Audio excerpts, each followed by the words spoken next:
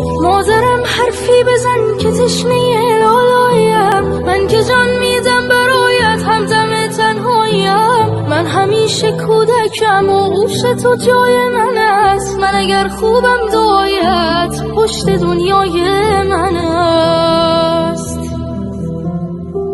بوسه بر دستان گرمت میزنم شاه دلم، با حضورت خانه روشن میشود ماه دلم. هرچه میخواهد دلم پیش تو پیدا میشود، این همه خوبی چجوری در دلت جا میشود.